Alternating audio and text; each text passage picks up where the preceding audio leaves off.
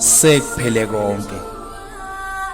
Kuhambe kwaze kwafika nasozwaneni.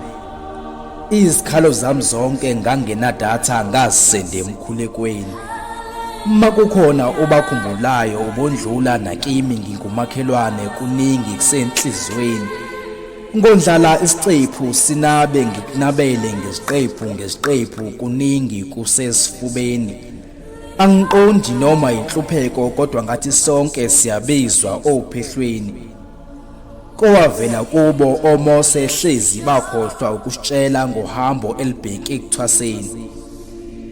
Kuyala ukuhlangana wena wathi masikubiza uyovela Nkosi sek'phelekonke. Sibala amathemba uthando okuningi sokukhuluma sewufikile. Wena wathi izinhliziyo zethu mazingakhathazeki phuthuma ungafiki ngifile. Bathi usizoyisizayo ngiyazama kodwa lesibani sethemba naku sicima ngibhekile.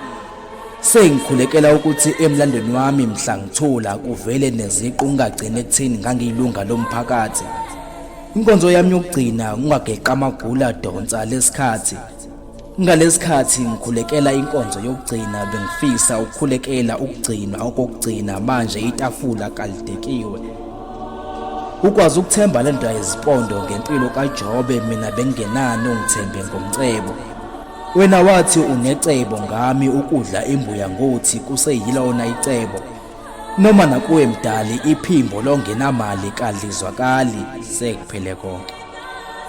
Mawuthola lo mbhalo ubuye kimi hlezi umkhuleko wami ukugcina.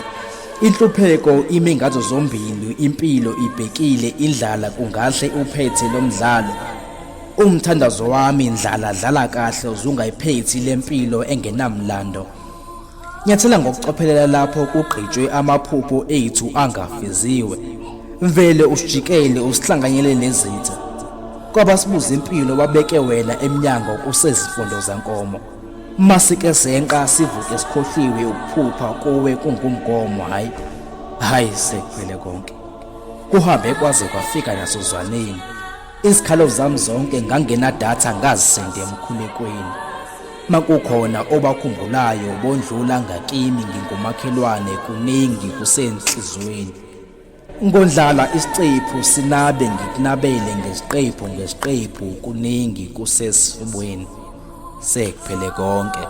Bathi phinda ukhuluma Dela ngathi mina ngizokhuluma nguJabulo Madela.